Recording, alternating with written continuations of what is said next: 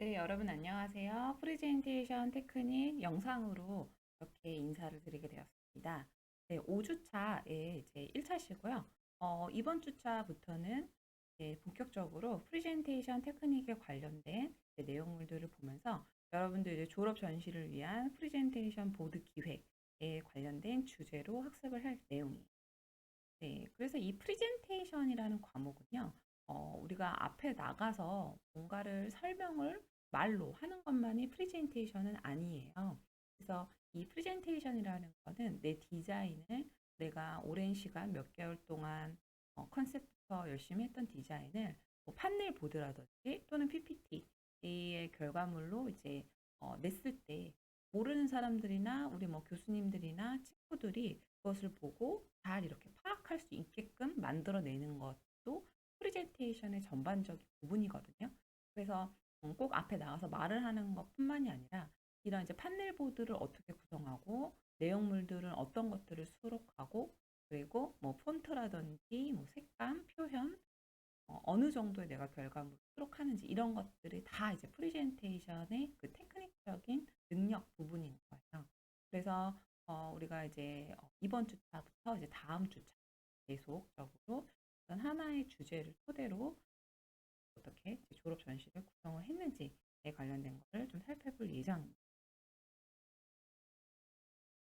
네, 그래서 1차 시에서는요, 디자인 컨셉 기획부터 디자인 결과물까지 라는 이제 제목으로 다음 2차 시까지 계속 수업을 할 예정이에요. 학습 목표는 디자인 레이아웃된 자료를 보면서 프레젠테이션 보드를 이해할 수 있다는 것이 이제 우리의 목표고요. 그리고 학습 내용은 디자인 아이디어 컨셉을 알아봅니다. 컨셉 도출을 어떻게 했는지, 그리고 디자인 발전 과정을 또 알아보죠. 프로세스라고 하는 발전 과정을 알아볼 예정이고요. 또 디자인 결과물 도출에 대해서 알아보는 뭐 3D라든지 우리가 도면, 뭐 평면도나 뭐 인면도, 천장도 같은 이런 이제 CAD로 만든 도면은 또 어떻게 결과물을 내가 수록을 하는지 관련된 것을 통해서 이제 알아볼 예정입니다. 네, 화면으로 한번 넘어왔는데요. 자, 이렇게 이제 사진 파일이 여러분들 수업 자료에 이제 떠 있죠. 네, 그래서 이제 이 그 관련된 자료는요, 이제 작년도에 4년제 수도권에 있는 필리생의 졸업 작품 실제 이제 결과물이라고 보시면 돼요. 그래서 이제 한 명당 한 4페이지 정도의 할당을 이제 받아서 이제 책자로 이제 출간이 되었고 보드 구성 그 안에 어떤 내용들을 어떻게 이제 구성을 했는지 여러분들이 지금 단계에서 보면 굉장히 좋을 거예요. 그래서 지금은 이제 컨셉 우리가 이제 만들어가고 도면 기획을 위해서 여러 가지 자료들을 여러분들이 리서치하고 있는 이제 단계이기 때문에 아직까지 뭔가 명확하게 이제 나타나지는 않지만 여러 가지 자료들을 좀 보면서 내가 어떤 방향으로 이제 좀 디자인 졸업 전시를 계획을 하고 내용물들을 구성을 해야 되는지 이런 것들을 좀 고민하는 이제 시간이 될 거라고 예상을 합니다. 그래서 네 페이지 중에요. 이렇게 이제 처음부터 어떤 본인만의 3D를 앞장에 이렇게 배치하는 학생들도 있고요.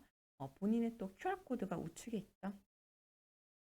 네, 이메일 주소랑 QR코드를 통해서 개인 여러분들 이제 포트폴리오도 같이 더 보기로 사람들한테 이제 보여줄 수 있는 어떤 또 하나의 이력서 같은 개념이 될 수 있는 졸업 작품집이라고 보시면 돼요.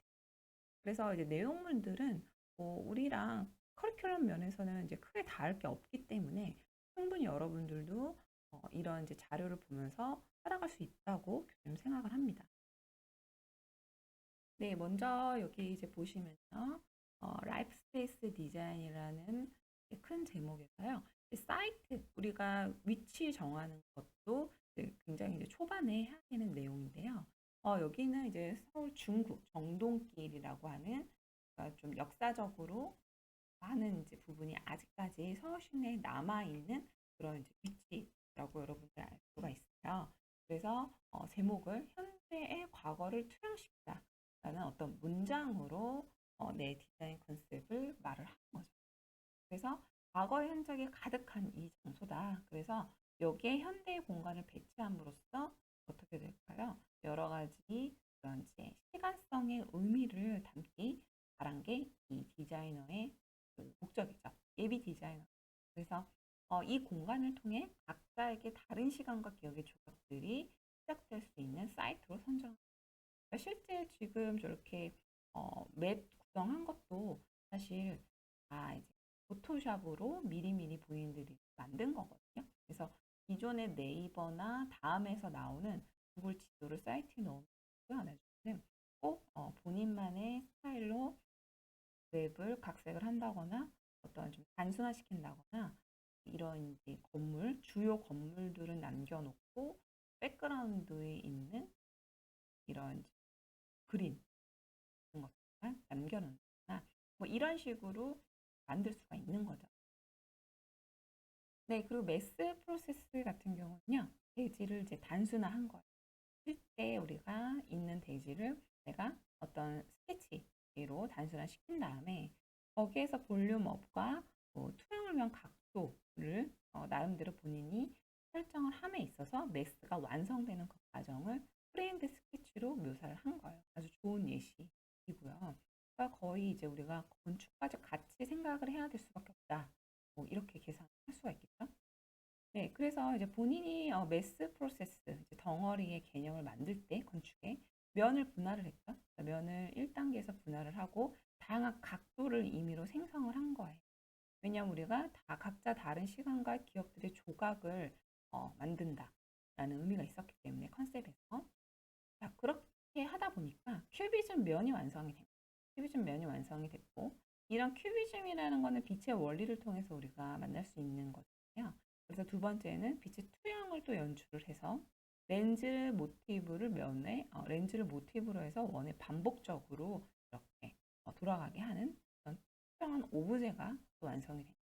그러니까 이 오브제라는 거는 꼭 인테리어 실내에만 있는 게 아니라 건축에서도 아까 앞전에 이제 봤다시피 이렇게 하단에 좌측 하단에 지금 보시면 건축이 있고 건축의 어떤 입구 부분에 오브제가 하나가 있음과 동시에 어떤 이 건물의 아이덴티티를 완성을 할 수 있는 굉장히 이제 좀 미적이죠. 신미성이 높은 그런 이제 내용물이다 이렇게 확인할 수가 있겠습니다.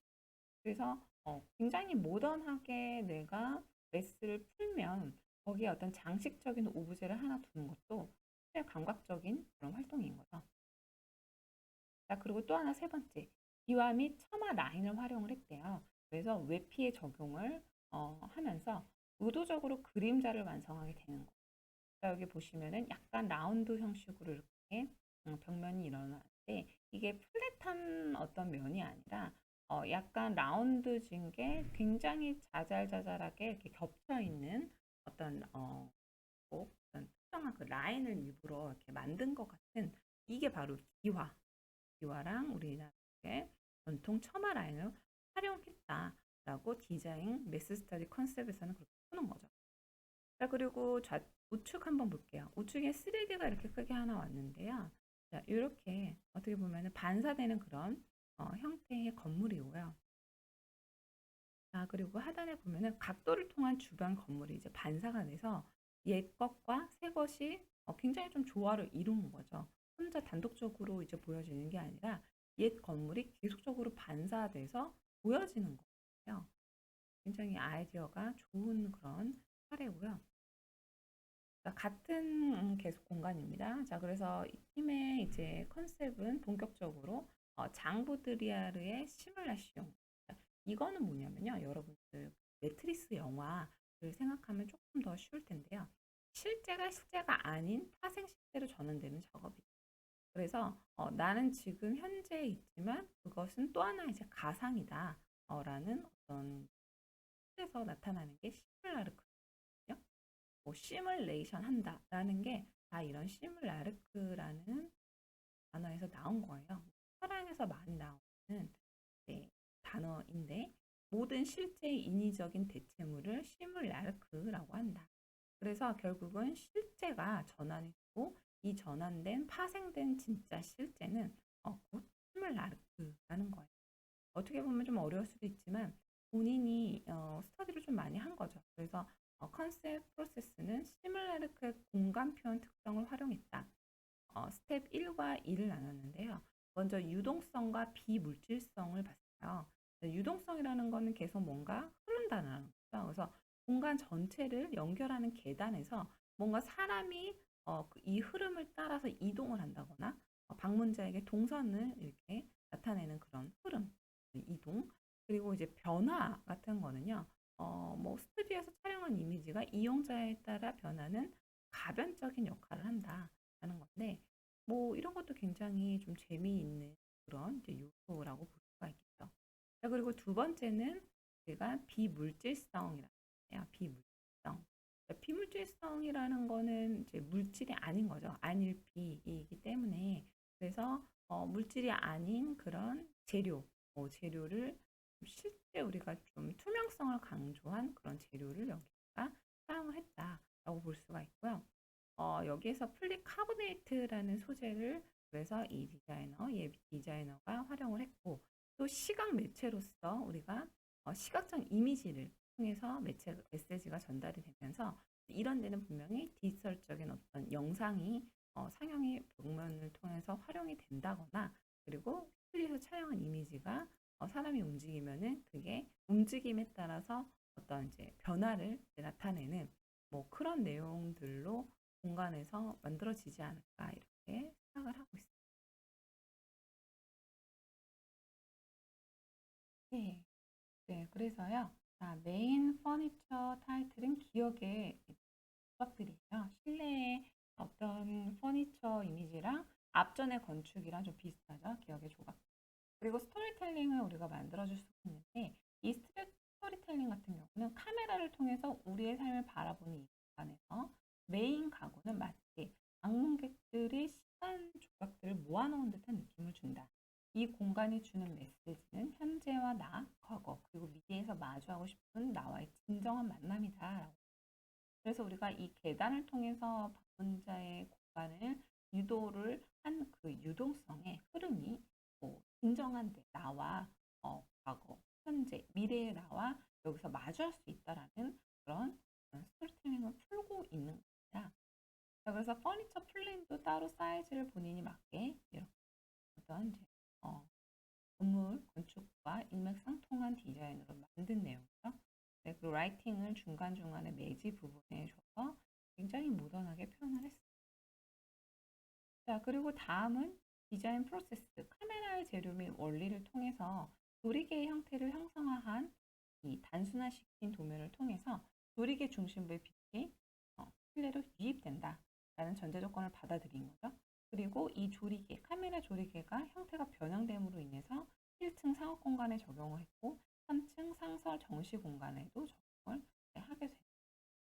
자, 그리고 피놀 카메라 상이 맺히는 원리를 적용을 해서 피놀 형태가 반복되고 이 피놀 형태가 반복된 게 인면을 통해서 전시 공간의 어떤 파티션으로 나타나고 그 파티션의 벽에서 라이팅이 나옴으로 인해서 전이 공간, 우리가 어떤 공간을 가기 위해 그런 전이 되는 공간에 적용을 해서 전시 부스로도 활용을 한 아주 디테일적인 카메라 재료 및 원리를 통한 공간 계획을 만든 거죠. 자, 그리고 픽셀 격자의 형상화를 통해서 프리즘의 삼각 기둥을 형상화했고, 그리고 천장 디자인에 적용을 해서 이 천장과 이어지는 기둥에 반복적으로 설계를 하다 보니까 인터랙티브 벽에 적용해서 이 인터랙티브 벽은 사람과 상호작용을 한다는 그런 벽이거든요. 그래서 어떤 사람의 움직임에 따라서 그런 영상이 뭐 나온다든지 그런 어떤 이제 미디어 원로서의 활용 가치를 준 거예요. 자, 디자인 프로세스 두 번째는 시뮬라르크의 공간 표현 특성입니다. 일단은 큐비즘을 통한 형태 변화를 통해서 이 컨셉을 만들었기 때문에 센서를 통해서 형상화한 재질을 적용을 했습니다. 굉장히 어떤 무지갯빛의 은은한 좀 독특한 컬러를 메인 컬러로 적용을 한 거죠. 그리고 공간에 유기적인 동선을 부여해서 동선에 따른 공간을 조성했다. 그러니까 공선이라는 거는 굉장히 유동성 있게 자연스럽게 흐르도록 이런 라운드 형태로 만들었어요. 그리고 중첩을 통해서 공간을 분할했다. 그냥 이 상태로 파티션을 만들고 끝난 게 아니라 중간중간에 또 다른 어떤 공간을 조성하는 파티션을 이용을 해서 공간을 전시 공간을 또 구분을 하고 분할을 한 거죠. 닥실로. 자, 그리고 큐비즘의 각도를 활용한 벽을 형성을 해서 형성된 벽을 반사면으로 활용을 하다 보니까 반사면에 의도한 상이 이제 맺히게 돼요. 오히려 이런 상이 맺히는 것들이 외부에 있는 어떤 오래된 전통적인 건물이 실내로 자연스럽게 이제 보여지는 그런 재미있는 어떤 내용을 갖게 되는 거죠. 내부의 3D는 한 요 정도고요. 자, 이 학생의 이제 마지막 장입니다. 어, 아, 네. 마지막 장 한 장 더 있네요. 자, 이렇게 일단 볼게요. 플로어 플랜은 아이소메트릭이에요. 자, 스케치업으로 좌측 부분은 다 완성을 했고요. 자, 그리고 패드에서 도면 그린 거죠. 그리고 우측에는 3D로 이런 식으로 각 부분을 완성을 했어요. 그러니까 전반적으로 보면은 이제 우리가 전시 그리고 상업 공간의 느낌이 확 나는 거를 이제 알아볼 수가 있는데 도면이라는 것을 우리가 표현을 할 때 이런 식으로 굉장히 모던하게 점점 풀어나가는 것처럼 보여지는 거예요. 1층, 2층, 3층, 4층으로 나눠졌는데 1층 평면도 그리고 아이소메트릭 스케치업 그리고 3D는 부품 컷으로 보여준 거죠. 그러다 보니까 보는 사람들도 어때요? 굉장히 편한 거죠. 이거를 꼭 그 평면도는 평면도 따로, 뭐 아이소는 아이소 따로, 3D는 3D 따로 이렇게 그룹핑으로 나누지 않아도 괜찮아요. 어떻게 보면은 이게 모르는 사람이 이 디자인을 봤을 때 조금 더 수월하게 보이거든요. 그 프로세스 과정이나 디자인이 굉장히 잘 보이는 그런 프레젠테이션 레이아웃이라고 볼 수가 있겠죠. 그리고 2층에서 보면은 여기 면을 어떻게 보면은 공간을 새롭게 이 분할한 공간에서 3D를 봤을 때, 아, 이런 식으로 공간이 유동적으로 나눠져서 사람이 살짝 보이기도 하고 안 보이기도 하는 그런 파티션 역할을 하는구나 라는 정도를 알 수 있고요. 그리고 3층에서는 상설 전시관 그리고 전이 공간이라는 것을 통해서 뭐 이런 식으로 전시를 위한 기본 공간이고 4층 같은 경우는 우리가 미디어 아트관이라고 해서 옥상 정원과 연결된 부분인데 3D에서는 미디어 영상관을 굉장히 재미나게 예쁜 형태입니다. 네, 이번 장이 마지막 장이라고 보시면 되고요. 자, 마지막 장에서는 3D만 부분적으로 이제 수록을 한 경우죠. 어떻게 보면은 조금 내가 더 앞전에서 완벽하게 보여주지 않았던 어떤 디자인 프로세스로 보여졌던 내용들을 조금 더 풀어서 여기에 수록했다라고 보시면 돼요. 특히 이제 이 복도 같은 데서 우측 상단에 보시면 이게 이제 프리즘이 우리 조리개가 조금 열리고 많이 열리고 조금 열리고 뭐 이런 그 전이 공간을 나타낸 거거든요. 그리고 카페의 소품샵, 사업 공간의 기능도 만나게 했고 전이 공간에서 내가 나와 마주하는 어떤 영상물들을 통해서 미래의 나 그리고 현재의 나, 과거의 나를 좀 생각하는 그런 공간의 역할을 하고 있습니다. 그리고 메인 계단에서는 아까 유동적으로 동선을 이제 흘러내리듯이 만난다고 했고요.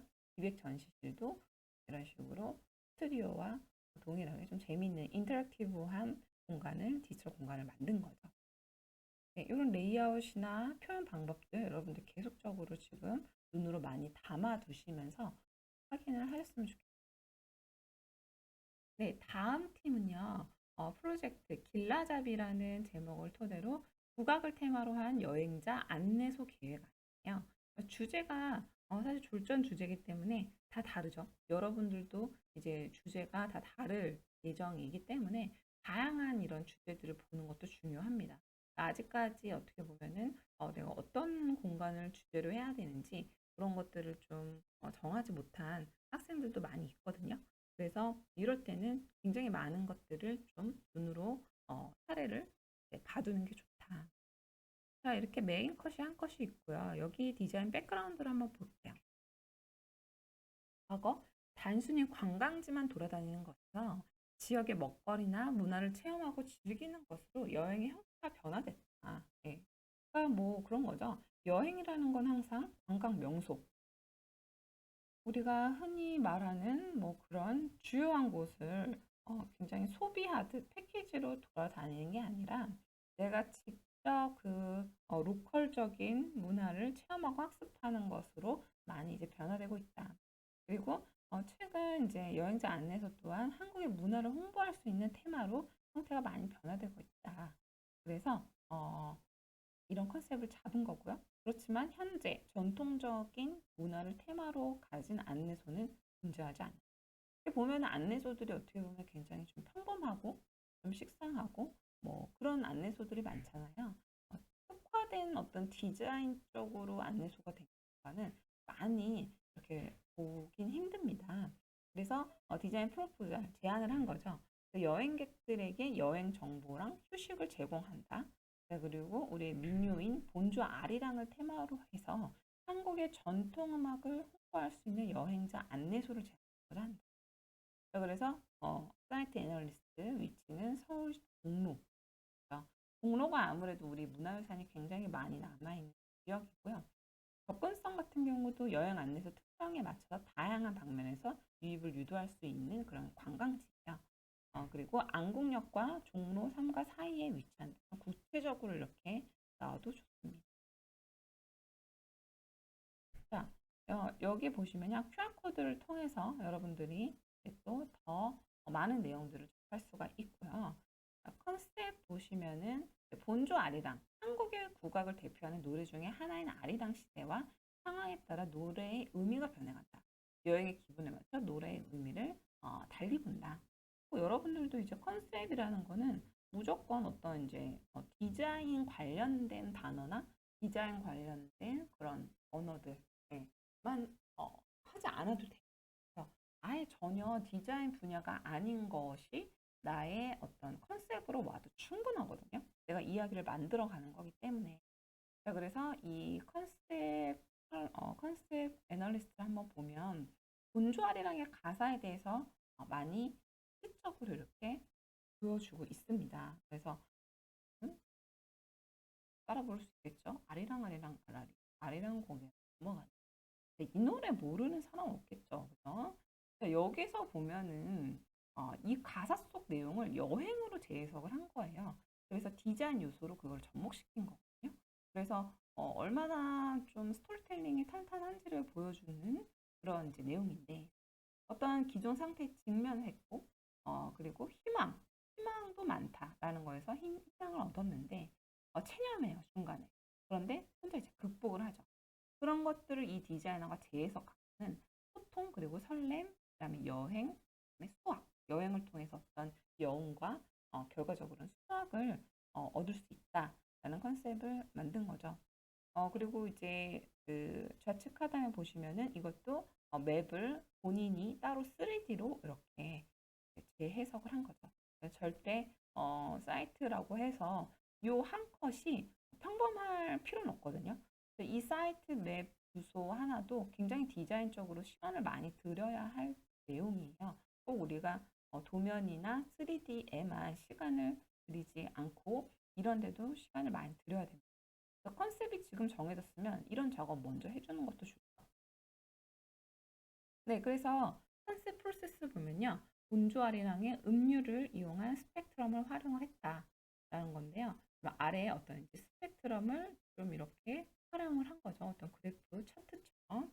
자, 이게 나중에 우리가 매스 프로세스로 활용이 됩니다. 먼저 대지의 도출 및 파형을 배열을 했어요. 어떻게 보면 이 스펙트럼이 매스 스터디의 어떤 디자인을 결정하는 데 중요한 역할을 한 거죠. 자, 그리고 내부 및 외벽 벽체가 형성이 됐어요. 자연스럽게.